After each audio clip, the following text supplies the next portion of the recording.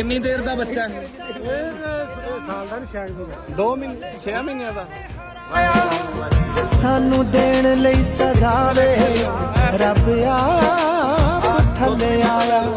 ਤੂੰ ਹੀ ਦੱਸੀ ਦਾਵੇਦਾਰਾ ਵੇ ਮੈਂ ਖੋਟੀ ਕੇ ਖਰੀਆਂ। ਇੱਕੋ ਦੁੱਖ ਰਹਿਣਾ ਤੇਥੋਂ ਦੂਰ